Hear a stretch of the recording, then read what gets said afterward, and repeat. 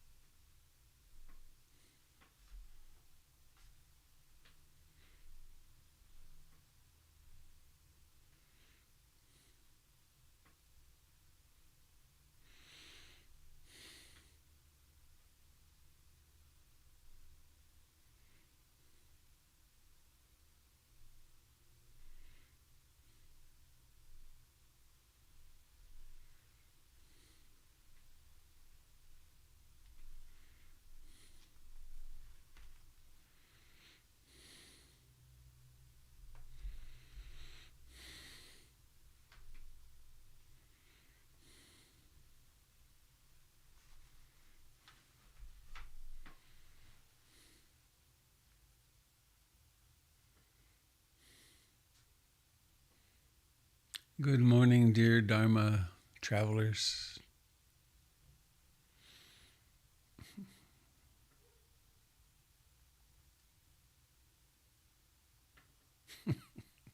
This morning we're going to rocket up to the very edge of space where no one has gone before.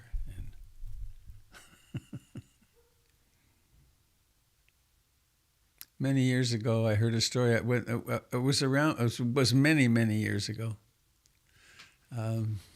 Actually, I was hitchhiking Java in Indonesia when the first person walked on the moon, and it was quite something. Every village had a radio or a TV, and even though I didn't tell them I wasn't American, they said America, America, Apollo, Apollo, and the police stopped trucks and put me on. But I was traveling with a person who said something about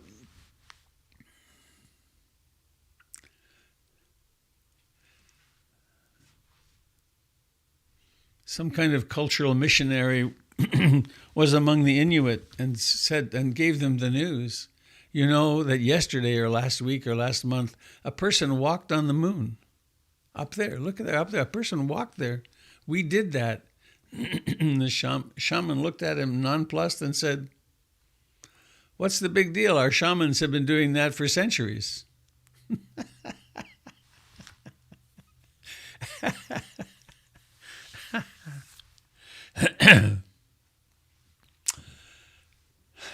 So, good morning. I am the person who goes by the identity of Robert Beatty. I'm pretty convinced about him. He's less tangible. That's not true. I'm more convinced that he's dissolving all the time and forming all the time. And this is a broadcast of the Portland Insight Meditation Community, a vibrant, alive experiment in American Buddhism.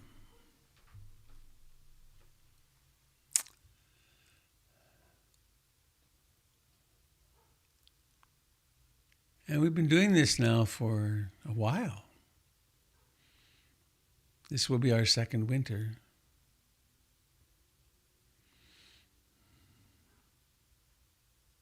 Coming together to practice the Dharma.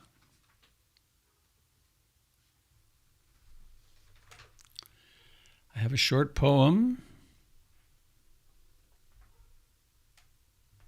It's from Hafiz, 15th century Sufi mystic.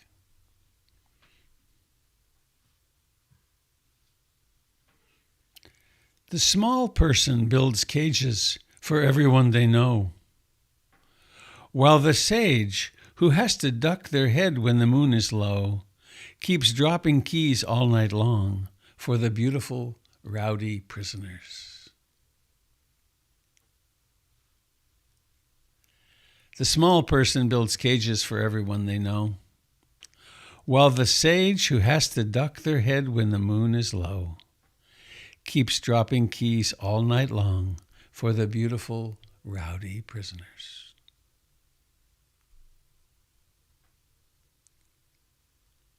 The small person builds cages for everyone they know, while the sage who has to duck their head when the moon is low keeps dropping keys all night long for the beautiful, rowdy prisoners.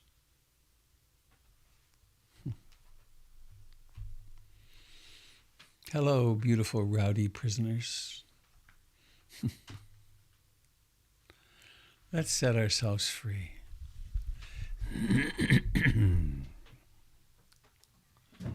Let's remember the wonderful tradition of waking up that's been alive for 2,600 years following the Buddha.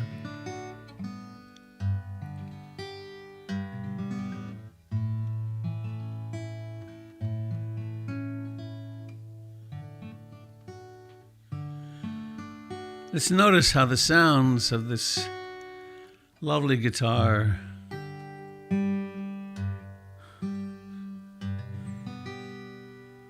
like everything else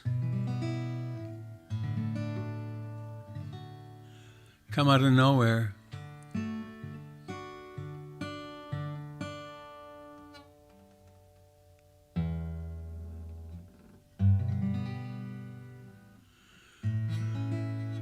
And as all formations do, they begin and then they lead to disappearing.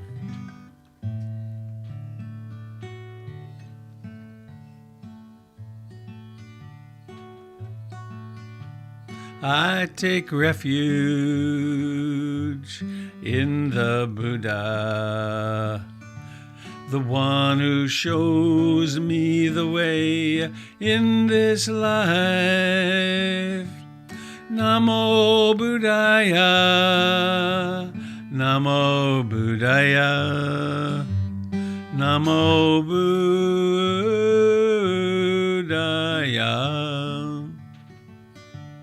I take refuge in the Dharma, the way of understanding and love. Namo Dharmaya, Namo Dharmaya, Namo Dharmaya.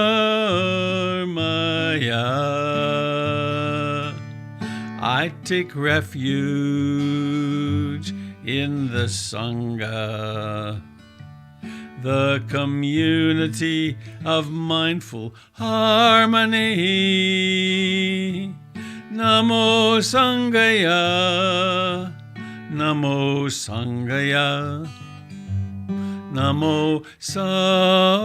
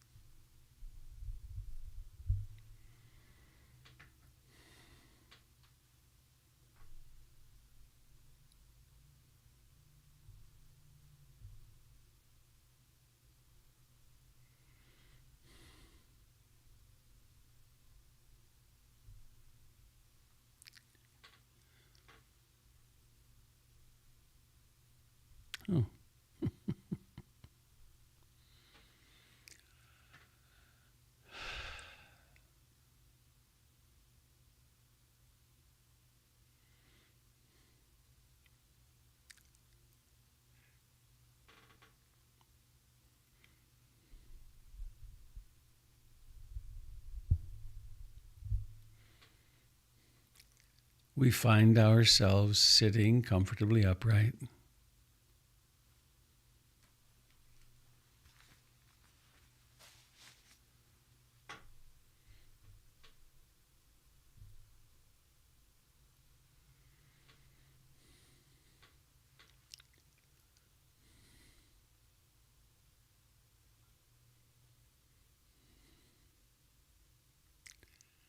Let us bring curiosity.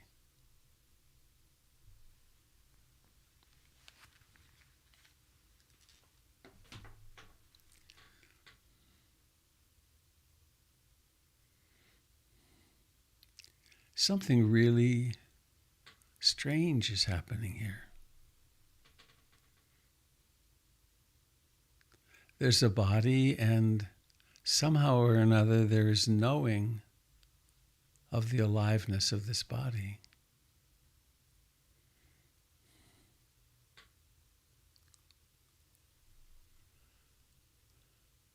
This awareness, this remarkable, indescribable mystery,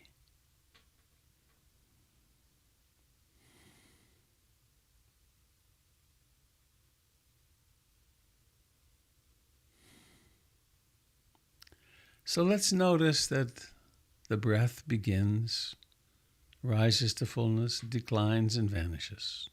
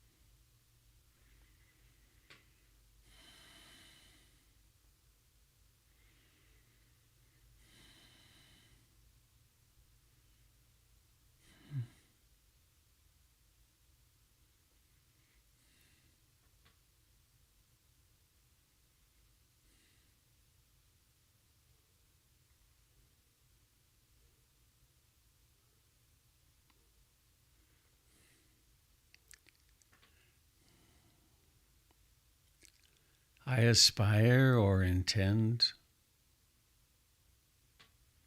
to receive and love myself, the experience that is myself,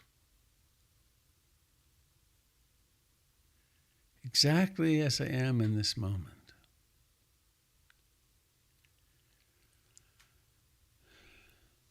I'm curious. I really am a true scientist.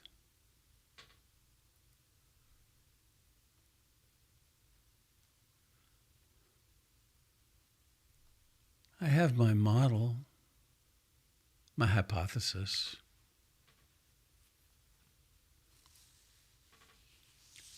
Everything changes. There's a thread of dukkha through all experience. And an enduring self will not be found.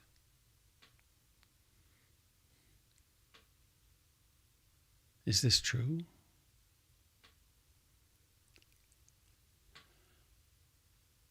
And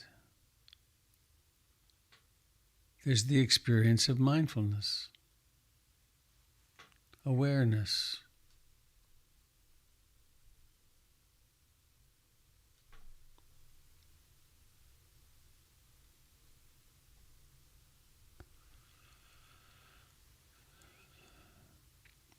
A breath begins, rises to fullness, and disappears. So does a thought.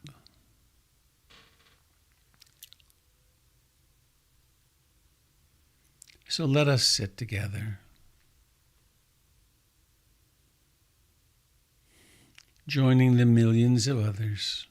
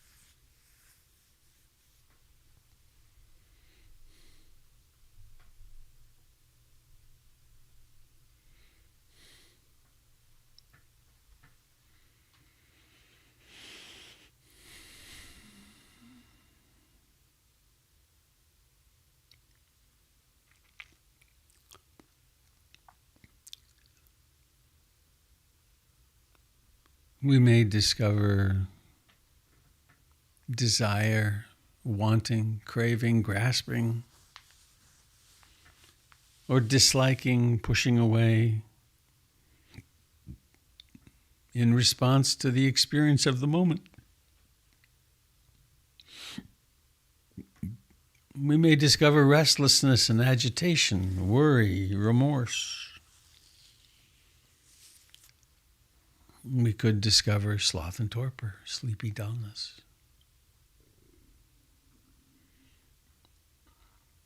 We could discover doubt.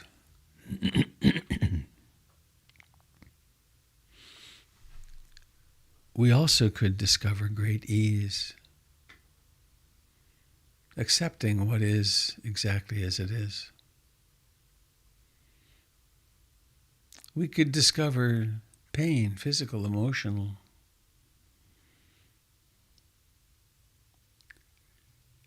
Whenever that occurs, let us intend to meet it with sweet compassion,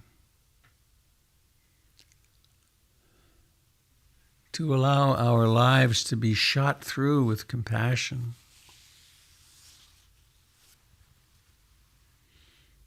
the profound undermining of self-hatred and the rejection of life.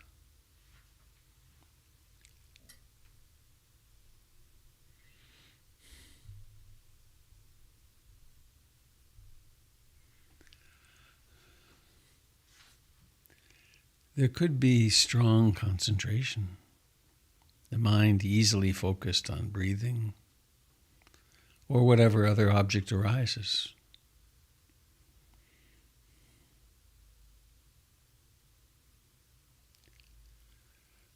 Let us be open.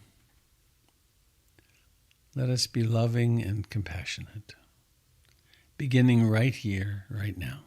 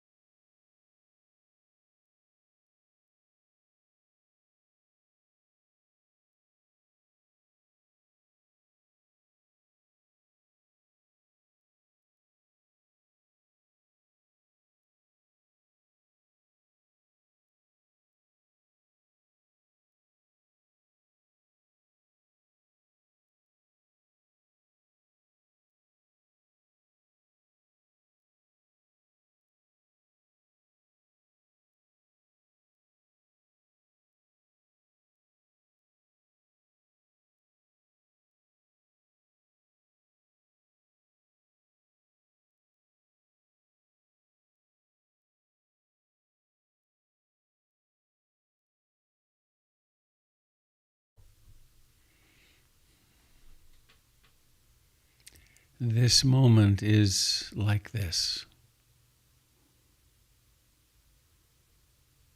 Exactly like this.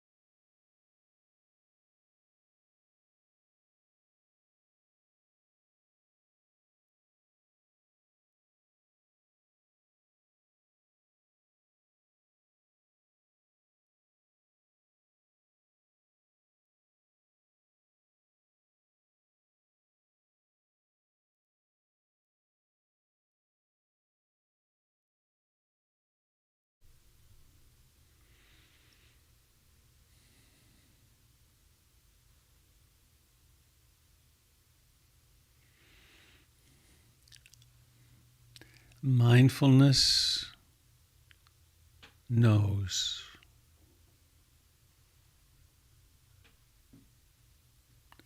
In the midst of a complex wandering mind,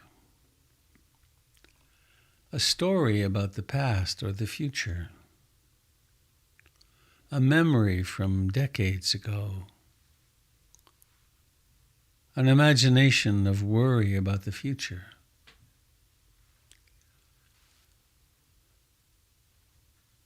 Notice how these delusions, these fantasies, arise all by themselves. And then mindfulness appears. It's as though someone cut the movie or turned on the lights in the theater.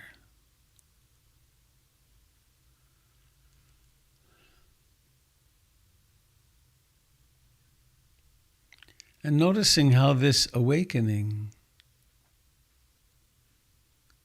is spontaneous. How it happens more and more as we practice over time.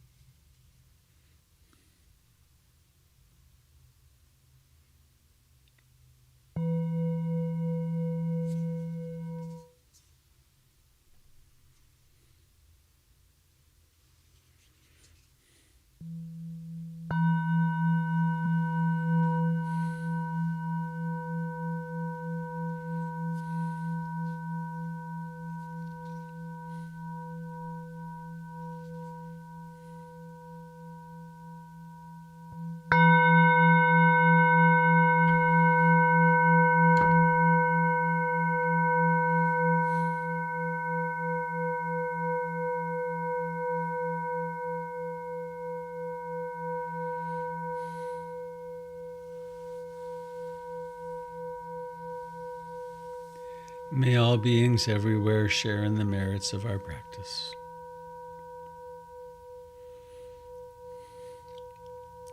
May this awakeness remain with us all day through every interaction.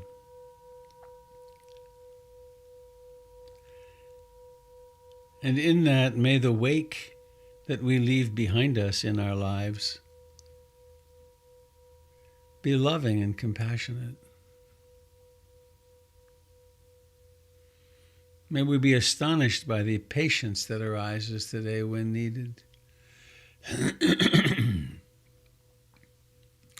May we be doubly astonished in some conversation where we usually get hooked. We usually get reactive and we just discover it didn't happen. As we wake up from the dreams.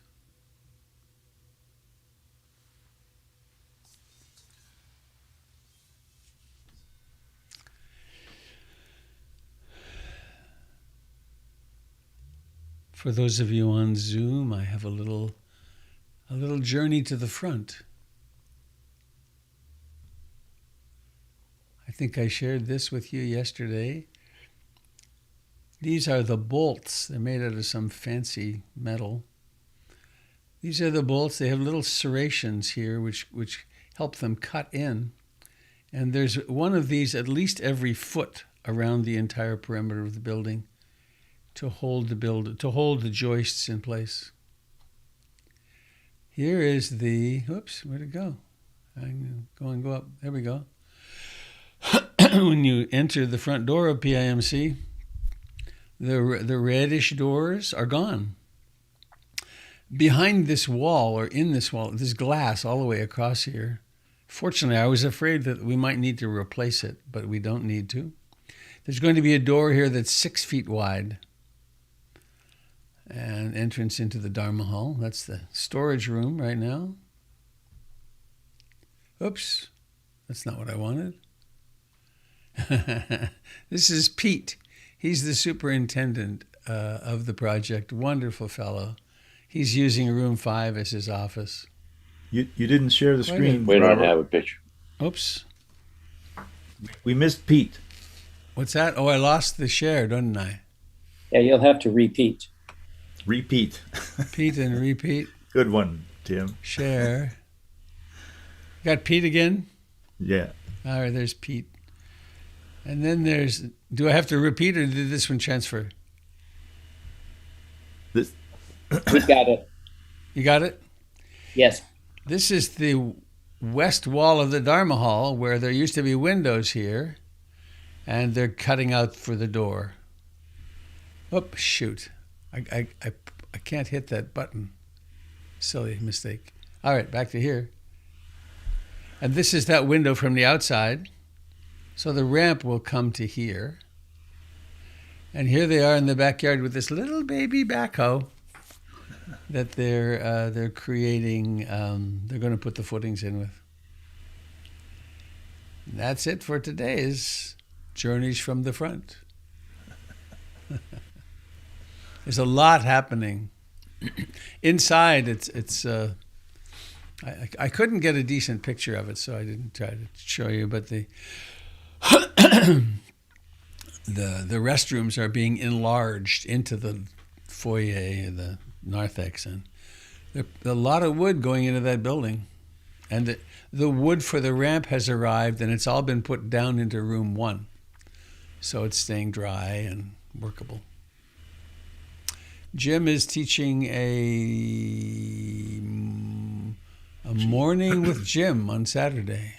Qigong workshop. With plenty of meditation as well. So that's all I want to say, and I'm curious what's happening with you. So if you'd wish to share something, please do. My apologies to those of you on Facebook and YouTube that I just can't get it together to get the pictures over there. You'll have to join us on Zoom.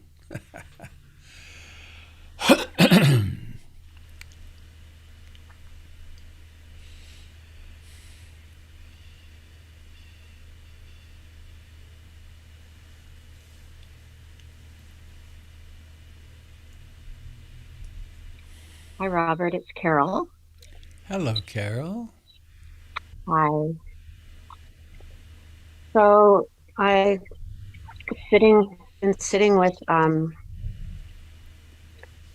some sadness, anxiety this morning. I've been trying to breathe through, related to my brother Bruce, who was here recently from Winnipeg and tried to take his life on the weekend Oh, dear. back in Winnipeg by taking 20 Tylenol threes that they had sent him with for his trip, um, in case he needed to use them to control his Crohn's disease. Um, they didn't really seem to affect him, maybe because he's been on high doses in the past, although he's just recently been weaned from all of them. But yeah, it's a lot of sadness. As I speak to him since, he talks about how he just wants to peacefully die like my mom did. And he's always had this incredible memory, which has almost been his sense of self. And now, being in his 50s, he's starting to, as all of us, lose parts of that memory. And even though we try to reassure him that, it happens to the best of us, it's really, really taking its toll with him. And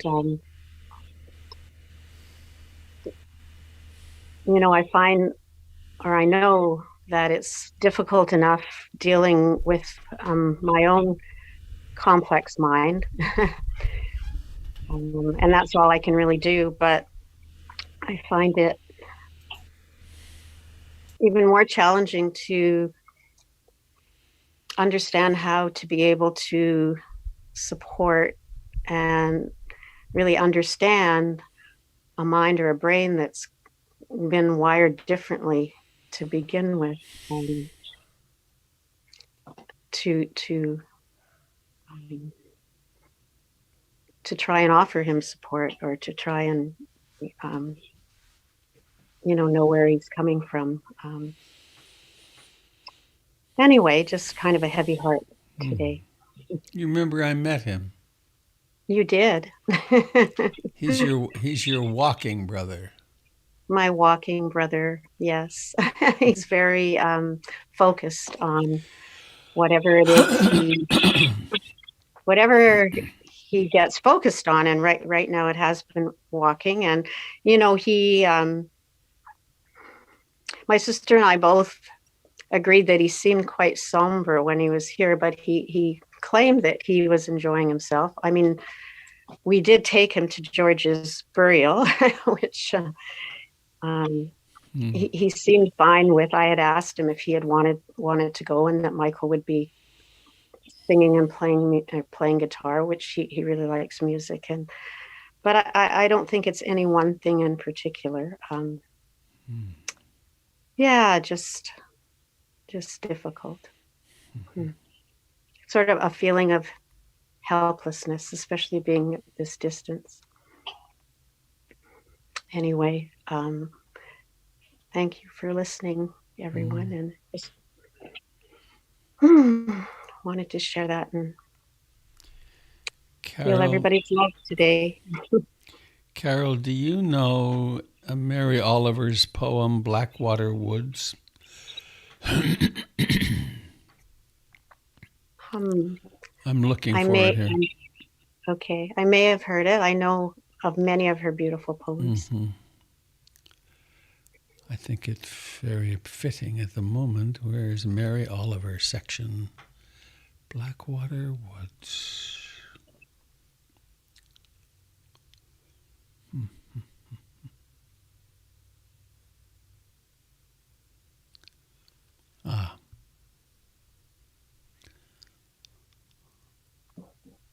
Here it is.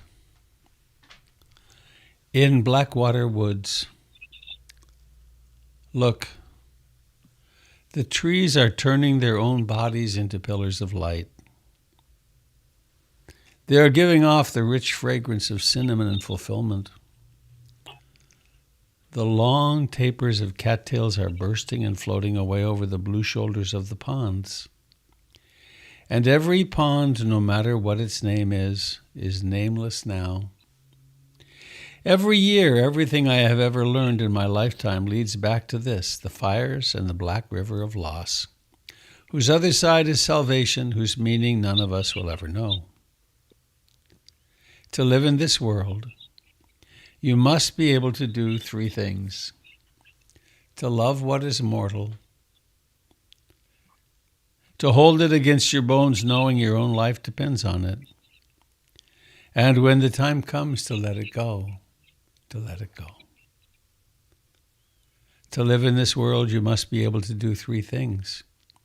To love what is mortal, to hold it against your bones knowing your own life depends on it, and when the time comes to let it go, to let it go.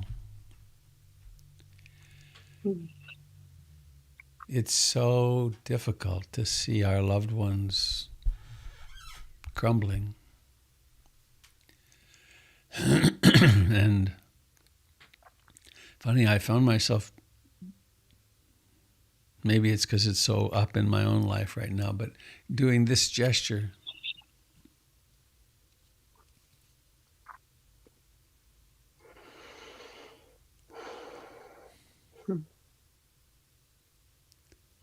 I mean, you can, it's Bruce, right?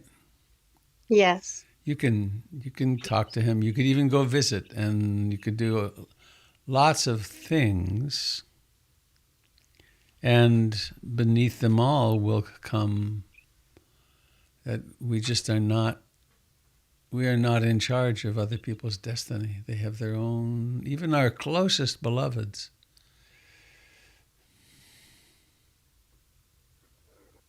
It's definitely his journey, but just to be able to, during our conversations, to be able to offer something that's of consolation. Anyway, thank you. Thank you for the poem. That experience of powerlessness is so important. It reveals the reality. Right? Yeah. Yeah, it's hard. Yeah. I'm glad I met him. Me too. And hopefully he'll stay with us for a while longer. Yes. Thanks.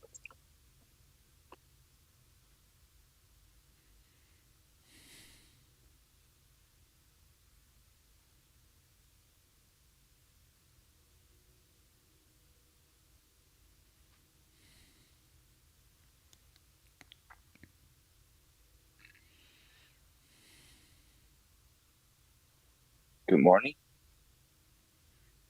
I hear a voice. Hi, it's Cody. Hi, Cody. Hi, Sangha. Just wanted to ask a quick question. And it's kind of related to suicide, I guess. When I first started meditating, I was dealing with a lot of anger type emotions, and it's turning into lately as a bit of paranoia. And I don't really know a lot about paranoia. So just wanted to know if... What do you mean by paranoia, Cody? Yeah, so I guess this idea that there's somebody that knows, what's going on, or that I'm missing something. I've always had this, I don't really know enough about it, I guess. But Is there anxiety involved? I think so. I was anxious. Like when I started meditating, I was anxious about my own frustration. So I know anxiety. I'm familiar with anxiety, but I don't know if the paranoia is an anxiety thing. I'm not sure. I hope this isn't too intrusive a question, but do you have a good therapist you can connect with? I actually do. Yeah. Oh, great. Really good. Yeah. Excellent. And I'm in Canada, so. Right.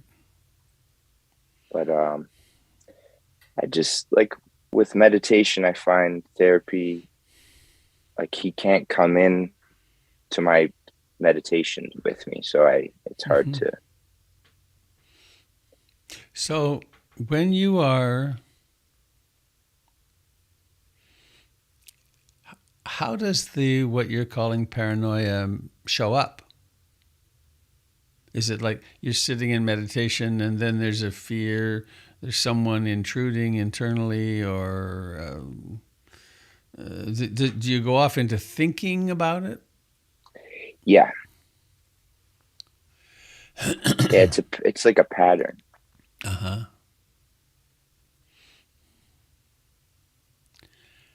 So the traditional insight meditation intervention would be to notice the pattern, to notice if there's feeling, emotion in it, which I'm guessing there is, and to take that feeling or emotion as your meditation object and to interrupt the thinking, right? To kind of lift the needle from the thinking, the theorizing and so on, and put it into your body with, is there a place where this emotion is happening? Or lift the needle and put it into your breathing and be very, very attentive, like at the most micro details. And in a way, when concentration is strong enough, that kind of closes the door on those paranoid thoughts. Now, they could be pretty strong, in which case it might be hard to even do that because it wouldn't feel very satisfying. Another whole track would be to come into relationship with the paranoid thoughts and to write them down. To keep a journal of, so what is this mind thinking? And to become very curious about it. So I'm kind of taking a couple of stabs, not knowing you well. Yeah, well, I actually do that. Great. I journal quite a bit, and it helps. It helped me with my anger a lot, journaling. So great. So yeah, that's a good idea. Just maybe more journaling, and interrupting the thought pattern is an interesting idea that I think my therapist said that to me. So, but like you also said, it's hard to do it sometimes, I guess. Well, sometimes these patterns have such momentum. I have a very favorite book. It's called When Good People Do Bad Things by James Hollis. And the first sentence in the book is this: the I that I know does not know enough to know that it does not know enough. The I that I know does not know enough to know that it does not know enough. And then the next few pages say this. It's kind of a summary of Jungian depth psychology. The conscious ego is a fragile island floating on a vast sea of unconsciousness we call the psyche. There exist within the psyche autonomous complexes that can and do push the ego aside, take over. So we all have that. This paranoid, quote, piece is autonomous. It has its own life. And so a very useful, common, normal, natural strategy would be to become very curious about this paranoid process, including the thoughts, the emotions, and in a certain way to take that as an object of your meditation, because it's emerging out of the depths. And to come into relationship is so much better than, number one, trying to get rid of it, number two, acting it out. So there's a and I aspire to love and accept exactly what's happening in the present moment. How can you come to love that? Love meaning not like it, but accept it. Oh, here are these, what I'm calling paranoid thoughts, fearful thoughts. Not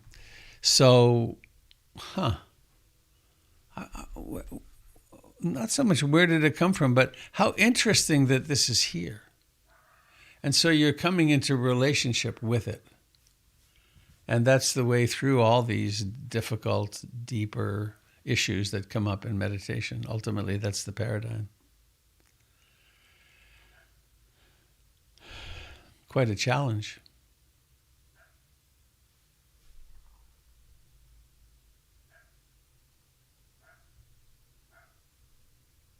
We good?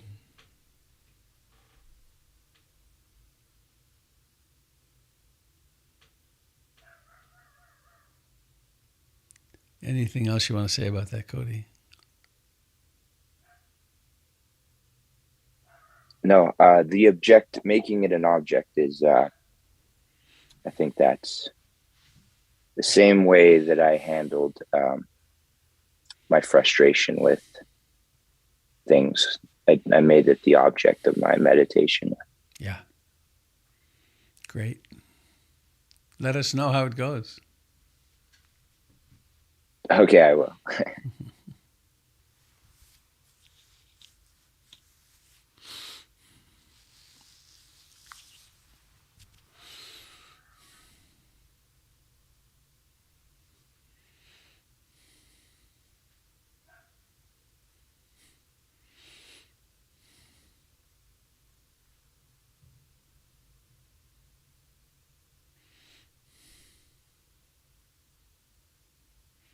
I'm going to act out here for a moment. I'm usually restrained, but if you have paranoid thoughts about Donald Trump destroying the American democracy, that's not paranoia, that's fear.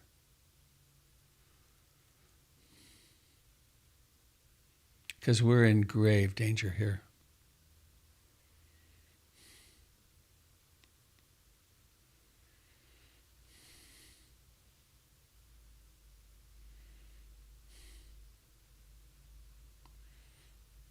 It's a happy thought, isn't it?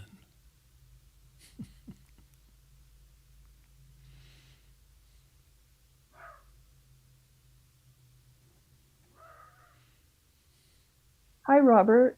It's Joy. Hello, Hi. Joy. Is it worth asking whether some paranoia is actually an awareness of reality, as you just mentioned, or is there a way to discern when we're in a fabricated thought world and when we're in huge danger? Mm-hmm. That may not be relevant to this. I think it's it would be interesting to look up the Diagnostic and Statistical Manual of Mental Disorders to look up that definition, because it would parse it out, what's paranoia and what's not. Well, because we are in various kinds of, as humans, we're always in danger. Mm-hmm. Yeah. And I guess a value that I hold deeply is, I just remembered my teacher in India, Bhikkhu Rashtrapal. He didn't,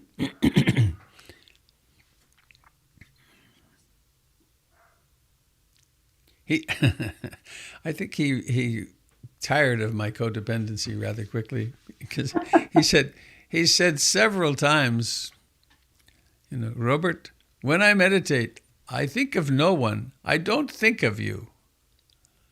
And I think his message was, I think, that when he went into meditation, he stopped thinking. And that to be able to, when we have our half an hour or an hour or whatever for our daily practice, to actually over time develop the capacity to not identify with thoughts at all or emotions at all, to disidentify, to let everything fall away, so that we can actually enter into a place of rather profound peace, or utter peace for that matter. So that's not a psychological, emotional analysis of it. That's the meditator's long-term analysis, that to at least have one part of the dial of our tuning of life where everything's really okay. The world will go to hell in a handbasket. It's a funny old phrase. And it will. We will get old. We will get sick and die. Our families will fall apart. There will be battles in our families and all this stuff. It all happens. And it's also completely okay. It's what happens.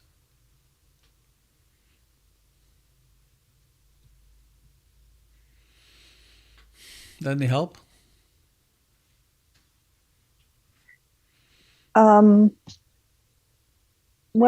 Well, I think it's helpful to discern the difference between legitimate risks and what we're imagining. Right.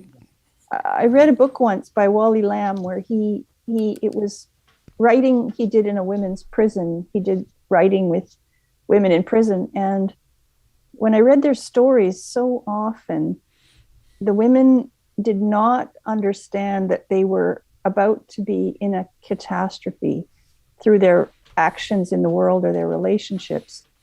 And sometimes, they were kind of caught up in situations that led to murder or incredibly terrible crimes, and they just hadn't noticed that they were sliding into this.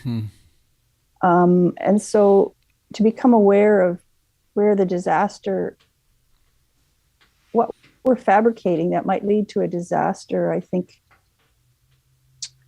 is helpful, but very, very difficult because our brains are so peculiar.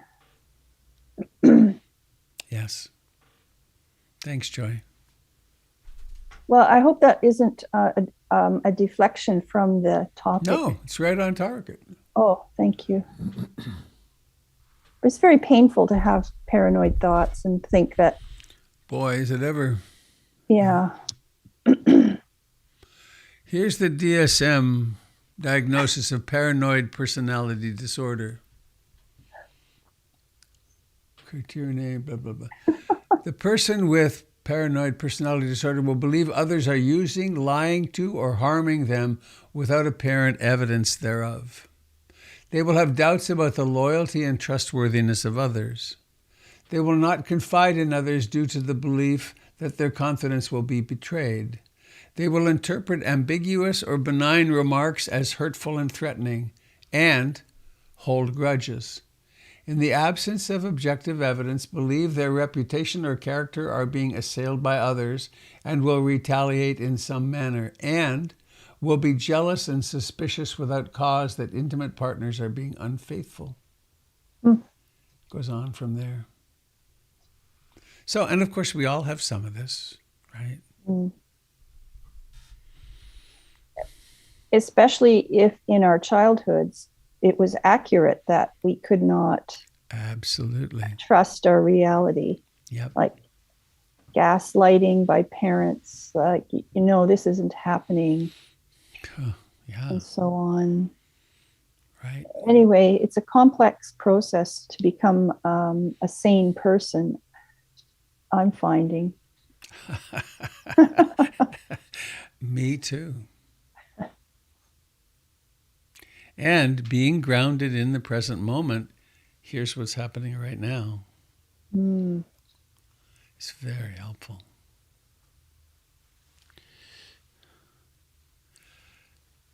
So it's almost 8:15. Anyone else sitting with something you'd like to share?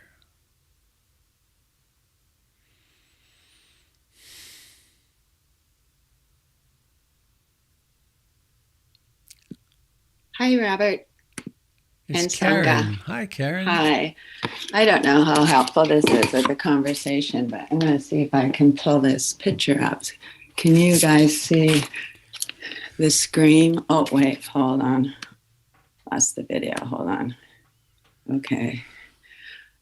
Can you see that picture? Right. Yes. I've had it for a long time, and it's really old. Edward Munch, and there's actually a poem that goes with it, but it's, it's all about anxiety and just life, like life. And this poem is just, I thought I would just read it really quick. Go. Okay, it's, I was walking along a path with two friends. The sun was setting. I felt a breath of melancholy. Suddenly the sky turned blood red. I stopped and leaned against the railing, deathly tired, looking out across flaming clouds that hung like blood in a sword over the deep blue ford in town. My friends walked on. I stood there trembling with anxiety, and I felt a great, infinite scream pass through nature. Wow. Heavy stuff. Life is heavy. Yeah. But yeah. So I don't know. I just thought that might be helpful. Well, That even back in the 1700s, people were dealing with life passing through them, Mm-hmm. Yeah. Thank you. Mm-hmm.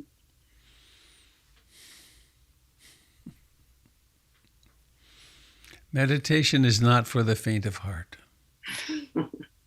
But then neither's life.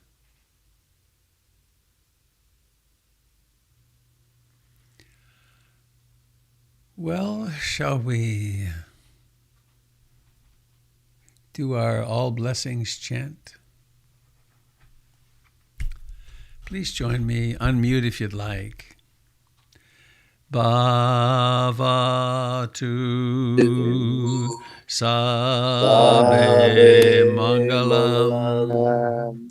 Bhavatu Sabe Mangalam. Bhavatu Sabe Mangalam. Sadhu, sadhu, sadhu.